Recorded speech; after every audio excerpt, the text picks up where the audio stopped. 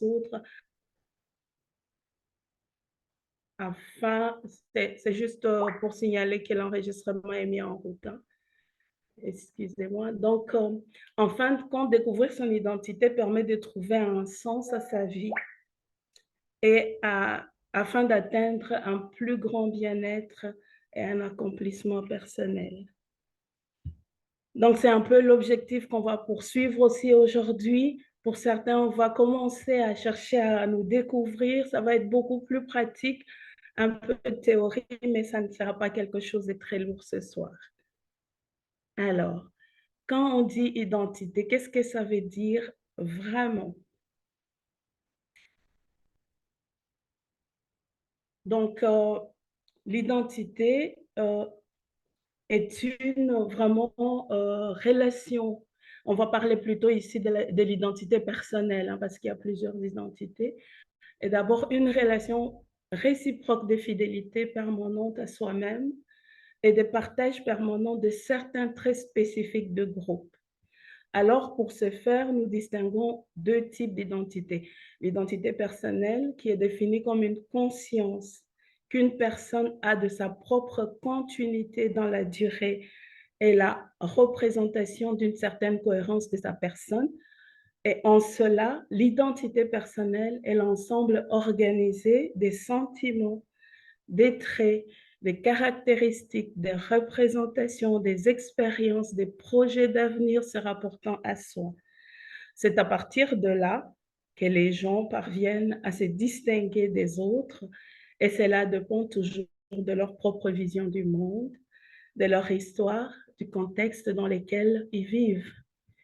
Et en deuxième lieu, nous avons cette identité collective ou identité sociale. On pourra aussi l'associer à l'identité culturelle, qui est l'ensemble des manifestations socio-culturelles. Et là, on voit tout ce qui est croyances, traditions, symboles, coutumes et valeurs qui procurent aux individus une appartenance à une communauté, un sentiment d'appartenance et de communion avec leur père. En d'autres termes, c'est une forme d'identification collective à travers laquelle les membres d'un certain groupe social, euh, comme une culture par exemple, sont différenciés de ceux qui n'en font pas partie. Ici en Belgique, on va dire la culture flamande, elle est différente de la culture wallonne, même si on est dans le même pays. Mais on ne partage pas toujours la même culture. Alors, le fait de cette multiplicité de l'identité fait qu'un problème se pose, si bien que les gens peuvent souvent entrer en conflit en raison des différences existantes. Ainsi, on peut aussi se confondre entre ce que l'on fait et ce que l'on est. De sorte que si ce soir, je vous demande de me dire qui vous êtes, ou si je me pose la fameuse question, qui suis-je? Je vais peut-être me présenter. Vous avez entendu Mehdi me présenter, il a dit, je suis Micheline Kabila, conseillère conjugale, détentrice de ceci. Donc, il y a tous mes rôles, toute ma culture des fois qui peut revenir quand je suis en train de me présenter. Donc, la question de l'identité, elle est multiple et c'est important de pouvoir l'appréhender de la bonne manière et de s'arrêter pour la découvrir. Et il y a Carl Rogers qui disait, découvrir son identité, c'est accepter de devenir un soi. En devenir, entendez-moi bien, embrassant les transformations et les métamorphoses de chaque étape de la vie. Donc, c'est découvrir, ça ne nous laisse pas indemnes. On va embrasser des transformations, des métamorphoses, on ne va pas rester le même. Donc, c'est intéressant de pouvoir chercher à se découvrir. Alors, la notion de l'identité, ici, nous allons vraiment essayer de voir un peu trois clés dans cette notion. Excusez-moi, je vais boire un coup. Et nous allons tenter d'expliquer. Donc, l'identité est avant tout un rapport. Ce n'est pas une qualité intrinsèque qui existerait en soi en l'absence de tout contact avec les autres. Les gens commencent à s'identifier dès qu'ils se rendent compte du fait qu'ils ne sont pas seuls au monde et que les milieux où ils évoluent comprennent d'autres personnes et d'autres éléments dont ils ont besoin pour opérer de façon productive. Ce phénomène apparaît très tôt dans la vie d'un individu. Et les rapports identitaires relèvent très largement du subconscient, mais il n'en demeure pas moins qu'ils façonnent la perception de chaque individu et de sa place dans le monde.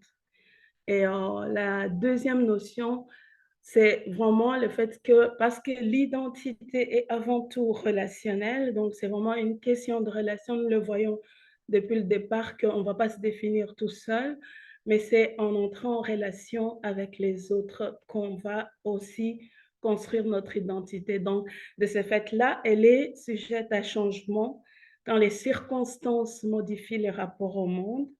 Cela signifie qu'elle n'est pas donnée une fois pour toutes, comme on l'a dit, elle est plutôt construite. Donc construite parce qu'elle est emmenée par d'autres choses qui viennent interagir dans notre vie. Et le processus de construction se poursuit tout au long de notre vie. Donc, ce n'est pas figé. On n'a pas fini de se connaître. Ça va vraiment être quelque chose jusqu'à notre mort. Quoique certains éléments de l'identité personnelle soient plus permanents que d'autres, par exemple notre couleur de peau, ben demain je ne vais pas devenir blanche ou Joël ne va pas tout de suite se transformer en une brune, elle va rester blanche, ça reste quelque chose de permanent. Et notre code génétique aussi, ça reste permanent. Mais les autres, voilà, ça vient se rajouter. Et la construction identitaire reflète l'histoire personnelle de chacun. Cette histoire comprend plusieurs éléments différents. Et je parlais des interactions de la personne avec ses parents, par exemple, l'apprentissage de relier à son sexe, l'éducation dans son milieu, etc. Donc, il est important de noter que l'histoire personnelle se déroule toujours à l'intérieur d'une culture bien spécifique, c'est-à-dire d'un ensemble complexe et parfois contradictoire, des fois, à nos cultures et nos histoires, des représentations et des pratiques définissant un certain type de rapport au monde et de compréhension de l'univers au sein duquel on vit.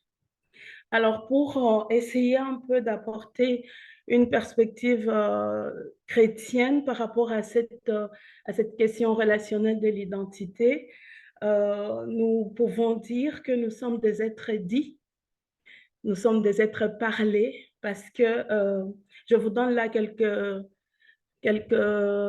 références qu'on ne va pas tout lire. Hein. C'est vraiment dans Genèse pour les chrétiens qui sont là. Ceux qui ne sont pas encore sensibles à ça, il n'y a aucun souci. Ça peut être un sujet de curiosité pour aller voir ce que c'est. Dans Genèse, c'est un livre de la Bible. Ce sont des livres de la Bible que je vous donne là. Genèse 1, 26 et 27. 1 Corinthiens 11 et le verset 7. Colossiens 3, 9 à 10. Éphésiens 4, 24. Alors, dans le livre de Genèse, le Dieu éternel a créé l'homme à son image et l'a placé vis-à-vis de lui comme le sommet de la création, comme le tu.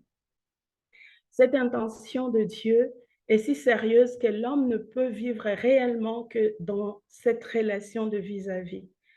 L'homme est un être de relation.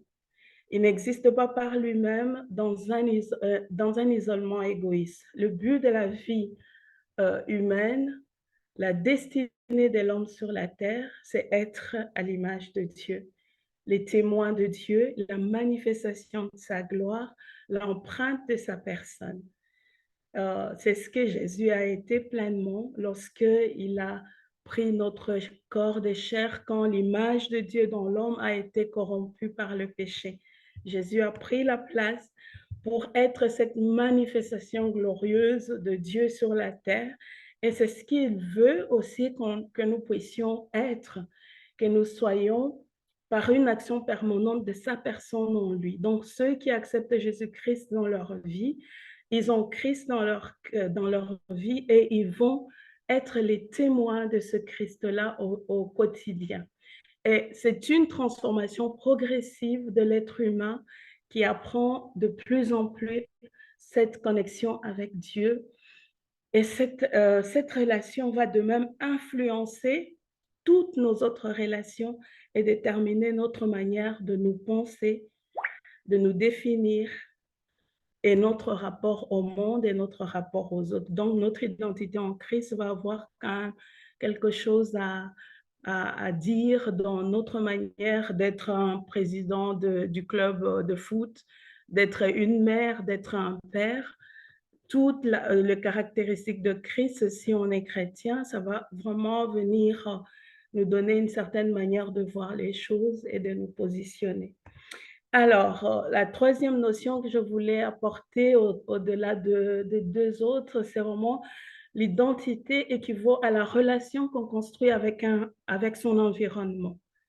En fait, c'est de la répétition, hein, et ici, ce terme reçoit un sens très large, à savoir l'environnement ne se limite pas qu'au milieu naturel. Il comprend tous les éléments signifiants faisant partie de l'entourage d'une personne, les gens d'abord, mais aussi les paroles énoncées dans une langue bien spécifique qui leur donne un sens et une forme particulière et des actes de ces gens, ainsi que les idées de représentation, les images porteuses de sens transmises par ces paroles et ces actes, de même que le produit matériel qui découle de l'activité humaine. Donc l'environnement inclut non seulement le milieu, mais aussi la nature, c'est-à-dire les entités autres qui sont peut-être visibles ou invisibles. Ici, dans l'invisible, on va voir Dieu qui est là aussi pour forger notre identité quand on est en relation avec lui. Il y a nos parents, il y a notre culture pour ceux qui croient à des esprits autres dans certaines cultures. Ils vont aussi être façonnés par ça dans leur identité. Alors, d'un point de vue méthodologique, la nature relationnelle et constructive de l'identité ne peut être appréhendée qu'à travers l'interaction. Donc, c'est quand on est en interaction avec les autres qu'on va se construire, qu'on va construire notre identité. Donc, l'identité n'est pas une qualité statique, mais un processus dynamique qui ne se manifeste que quand il est mis en acte. Et la mise en acte ici, on va parler, par exemple, de notre personnalité. Donc, ça peut être défini comme la façon dont nous nous comportons afin de montrer qui nous sommes lorsque nous entrons en interaction avec les autres. C'est aussi la manière dont les gens ou les choses réagissent à notre comportement. Ici, nous mettons vraiment l'accent sur la place de la parole. Comment est-ce qu'on a été parlé? Comment est-ce qu'on a été nommé? Comment est-ce que les choses ont été dites sur nous? Quelle est l'influence que ces choses ont eue sur notre vie? Et tout ça, c'est des choses qui sont importantes. Et la parole, elle est primordiale dans notre construction, mais aussi dans notre réparation lorsque nos interactions avec les autres semblent laisser des traces. Comme je disais, comment est-ce qu'on a été dit, ça va nous laisser des traces. Et des fois, cette parole-là, elle va être réparatrice si on l'accueille et on la met en mouvement quelque part. Là, on a vu un peu tout ce qui est théorique. Et alors, vous allez me poser la question de savoir, mais comment je fais pour me connaître moi-même? Comment je fais pour me découvrir? C'est ce qu'on va voir. Et ici, ceux qui notent, vous pouvez vraiment prendre note. C'est juste des petites clés pour pouvoir se découvrir. Alors, on va commencer d'abord par une introspection personnelle. C'est simple à dire, mais souvent, on ne s'arrête pas. C'est pour ça que je vous invitais à la pause. Donc, vraiment, c'est dire, je m'arrête aujourd'hui, je vais réfléchir sur quelles sont mes propres valeurs. C'est quoi mes croyances, mes talents, mes dons, mes forces, mes faiblesses et comment ces éléments contribuent-ils à définir mon identité personnelle. Donc, je vais me poser cette question-là, c'est important. Je ne fais pas que nommer, mais je vais me poser la question de l'impact que cela a sur mon identité. Alors, il y a une deuxième chose, c'est voir aussi les influences extérieures. Je disais tout à l'heure que la manière dont on a été dit, on a été parlé, on a été nommé, va aussi influencer notre identité. Et c'est important de pouvoir voir comment ces choses-là ont euh, interagi sur nos vies, notre culture, la famille, la foi chrétienne, notre éducation, la société dans laquelle nous nous trouvons. Comment est-ce que toutes ces choses-là ont façonné qui nous sommes aujourd'hui ou même ont façonné la perception de nous-mêmes que nous avons aujourd'hui. Alors, il y a une troisième chose, c'est vraiment aussi d'essayer de voir nos objectifs et nos aspirations. Discuter de la manière dont les objectifs personnels et les aspirations professionnelles contribuent à la définition de notre identité. Alors là, comment aligner ces objectifs avec la vision de soi? Peut-être, ça peut être vraiment quelque chose d'intéressant aussi. Et il y a une quatrième notion, c'est aborder la capacité à faire face, donc voir un peu la résilience qui est cette capacité d'adaptation. Comment est-ce que j'arrive à bien faire face à des situations, à des choses compliquées qui m'arrivent dans la vie? Comment est-ce que je fais ça et comment cela vient influencer mon identité ou façonner qui je suis aujourd'hui? Et une cinquième chose, c'est les relations interpersonnelles. On va explorer aussi l'impact de relations avec les autres sur l'identité personnelle, comment les interactions avec la famille, les amis, les collègues de travail, les partenaires influencent-elles la perception de soi. Mettre l'accent vraiment sur ce qu'on fait, de ce que l'on nous a fait, parce que les gens peuvent nous faire des choses, mais nous sommes responsables de ce que nous allons faire, de ce qu'ils nous font, pour vraiment aussi se dire, j'ai eu telle interaction, j'ai eu telle relation, qu'est-ce que ça m'a laissé et qu'est-ce que je fais de ce que cela m'a laissé. Donc, c'est vraiment important. Et la sixième chose à laquelle je vous invite, c'est voir un peu l'équilibre entre la vie personnelle et la vie professionnelle.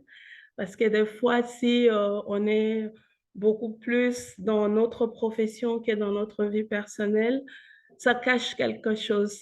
C'est intéressant de pouvoir s'y arrêter, de pouvoir savoir, mais pourquoi est-ce que ça, c'est beaucoup plus important? Pourquoi est-ce que je le délaisse une partie et pas l'autre? Donc, pour moi, c'est important aussi. Ça nous aide toujours à découvrir. Peut-être vous découvrirez que vous êtes un acharné du boulot ou vous avez une valeur très haute du travail et ça vous donne à bosser plus et aussi vos croyances. Ben, si vous ne travaillez pas, vous n'avez rien. Pour vous, le travail, c'est quelque chose d'important. Alors, une septième chose, c'est vraiment aussi penser à la relecture de notre histoire personnelle et familiale.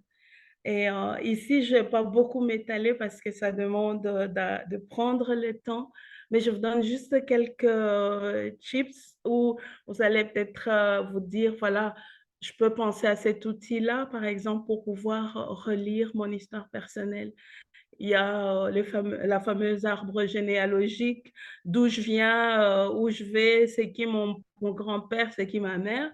Et en thérapie, nous avons souvent les génogrammes, qui est aussi un outil intéressant, là où qui ressemble carrément à l'arbre généalogique, mais où on peut signaler des interactions, des relations qu'on a avec nos aïeux, les caractéristiques personnelles de nos parents ou des événements qui ont marqué nos vies. Et ça nous aide vraiment à pouvoir dire, ah, j'ai vécu ça, j'ai eu ça dans ma famille, il y a ceci qui se passe aujourd'hui et comment je fais avec tout ça. Alors, il y a aussi les entretiens familiaux, hein. On peut prendre le temps avec les siens, parler sur notre histoire familiale. On va découvrir qu'est-ce qui se passe réellement et on va même découvrir les secrets de famille. Et encore, il faut que quelqu'un nous les dévoile et on va aussi rentrer dans le secret. Donc, c'est intéressant.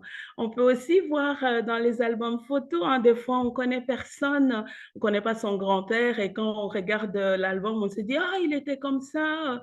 Et ça nous donne un sujet de discussion pour découvrir, ah, il était de quelle nationalité, vivait où, quel était son métier. Et tout ça, ça vient nous aider aussi pour pouvoir vraiment nous dire, ah ben, si aujourd'hui je découvre ça, il y a ça qui se passe dans ma vie, ah, c'est parce que dans ma généalogie, il y a quelqu'un qui avait ça, qui portait ce talent-là, qui était comme ça, et on voit déjà les transmissions. Alors, il y a des documents officiels, hein, il y a l'écriture personnelle, ça, je pratique beaucoup, j'aime bien, c'est écrire, tenir un journal de soi, hein, pour laisser aux enfants, mais bon, aujourd'hui, ça se passe sur les écrans, ça se passe sur des groupes, mais c'est toujours intéressant de pouvoir tenir un journal personnel où on écrit ses histoires et on peut se transmettre. Ça nous donne aussi de prendre le temps de réflexion sur nous-mêmes et de nous penser vraiment dans l'ici et le maintenant. Il y a aussi l'importance d'analyser des patterns, donc identifier les schémas récurrents, les traditions familiales et les événements marquants qui ont influencé notre développement personnel. Donc, toutes ces choses-là, elles sont importantes à pouvoir découvrir et ça nous aide à pouvoir juste nous connaître mieux et améliorer aussi certaines choses dans nos vies. Et voilà, vraiment, c'est important, cette introspection, cette réflexion sur soi-même pour voir vraiment les événements, les relations familiales qui ont influencé nos croyances, nos valeurs, notre identité, vraiment identifier les leçons que nous pouvons tirer de tout ça, de toute cette relecture pour nous connaître mieux et puis pour mieux nous épanouir, atteindre un certain mieux-être. Et alors ici, j'aimerais bien vous partager une petite vignette. J'espère que vous me suivez toujours parce que je ne vois pas tout le monde. Vous aurez le temps de questions, c'est bientôt fini la torture. Alors, je vous partage une vignette. C'est un monsieur qui s'appelle Ahmed. Ahmed a 45 ans. C'est un homme d'affaires prospère, marié et père de 2 enfants. Il mène une vie en apparence réussie avec une carrière florissante. Il a une famille épanouie. Euh, alors que, ben voilà, le voir comme ça, monsieur, il a tout, mais récemment, il ressent un profond malaise intérieur et une sensation de vide qui persiste malgré ses succès extérieurs. Ahmed se sent déconnecté de lui et se prend de lui-même plutôt et de ses propres désirs.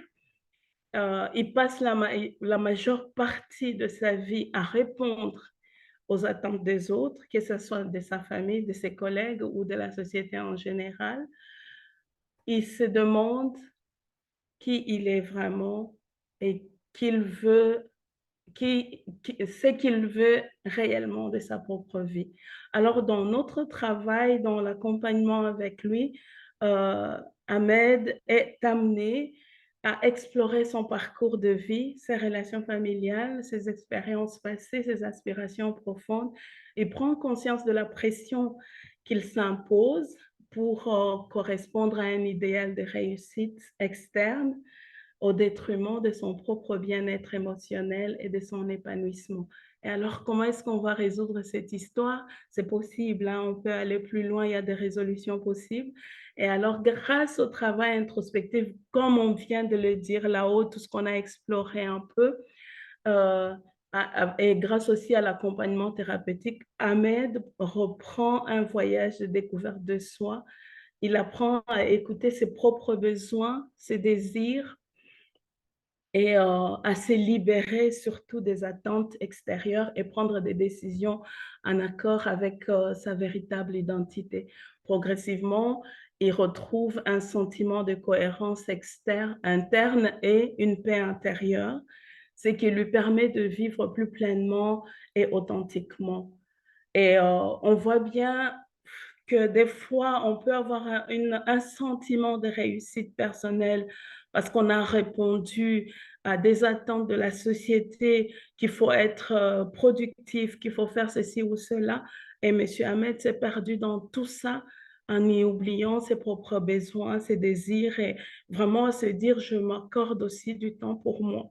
Son problème, c'était plus réussir, répondre aux contraintes, aux attentes sans penser à soi. Et ça nous arrive souvent. Aujourd'hui, on est face au phénomène burn-out où, ben, voilà, on a tellement des attentes auxquelles on doit répondre qu'on finit par s'oublier, prendre soin de soi et penser à ses propres besoins. Et après, ben, on se retrouve en train de brûler au fond de soi et ne pas avoir d'autres d'autres résultats, en tout cas qui nous font plaisir et qui nous maintient en connexion avec qui nous sommes.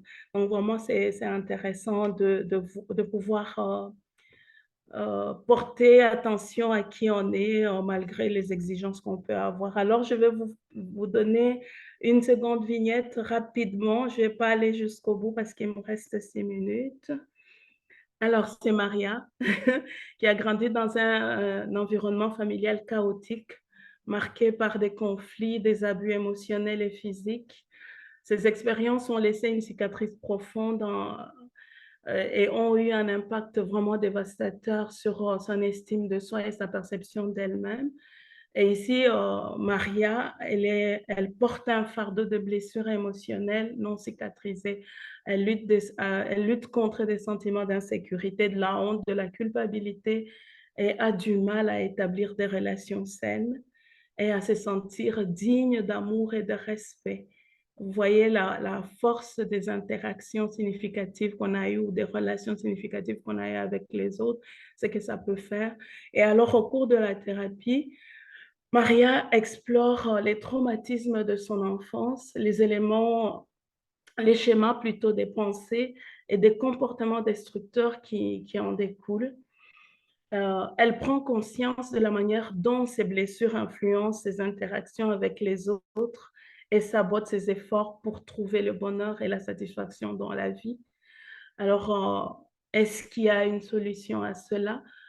On peut, oui, aller vraiment dans un travail de soutien avec, avec un soutien thérapeutique. Vraiment, Maria entame un processus de guérison profonde, déjà une reconstruction de son estime de soi parce qu'elle a été écrabouillée et la compassion envers elle-même parce que même ça, elle a oublié tellement que les relations qu'elle a eues ont vraiment l'ont impactée.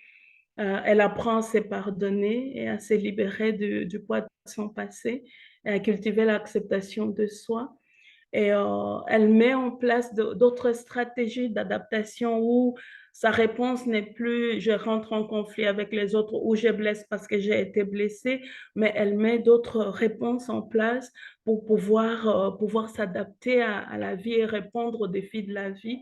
Et progressivement, elle commence à guérir de ses blessures intérieures et à se sentir forte, plus confiante et plus en paix avec elle-même. Et elle retrouve même des relations beaucoup plus authentiques où elle est vraiment elle-même, elle s'expose, elle n'a pas peur parce qu'il y a un travail vraiment de découverte de soi déjà et aussi un accompagnement pour guérir de ce qu'elle a vécu.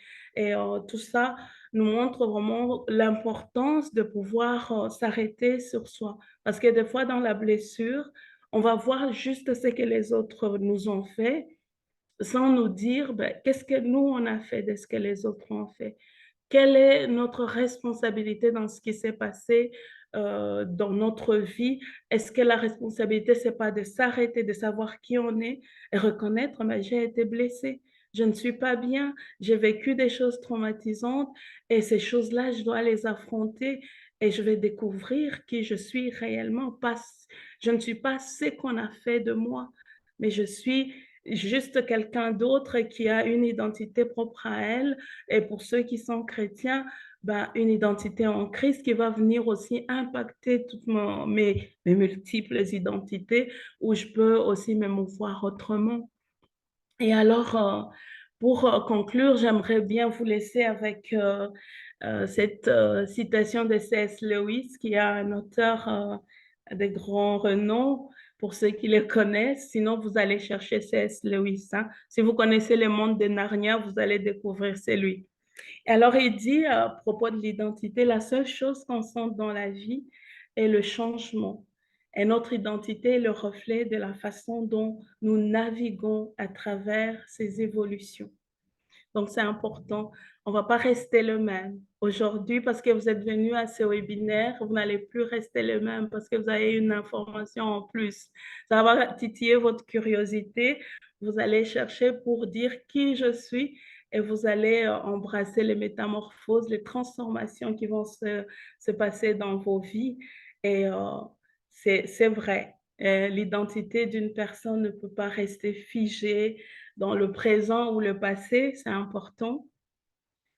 Comme une photographie, non, c'est pas, on a pris la photo, c'est resté comme ça des années après, c'est toujours la même chose. Non, ça change, mais ça doit, cette identité doit prendre en compte les dimensions nouvelles, des nouvelles facettes et d'adaptation du sujet à son perpétuel état de devenir. Vraiment, c'est important de nous rendre compte que cette identité ne va pas rester figée, mais c'est quelque chose qui bouge. Alors, acceptons de bouger avec ça pour qu'on puisse vivre finalement une vie beaucoup plus épanouie. Et alors, pour juste vous dire, la prochaine fois, on va voir qui tu es. Aujourd'hui, c'était qui suis-je, la prochaine fois, c'est qui tu es. Et je vais vous laisser avec vraiment cette pensée de dire, c'est la demande du temps, beaucoup de temps pour penser à l'autre, à ces signes, à ces symboles, pour les déchiffrer, le comprendre dans les décalages. Merci à tous pour votre attention et on va passer aux questions-réponses si vous en avez. C'est le moment, profitez-en. Merci beaucoup.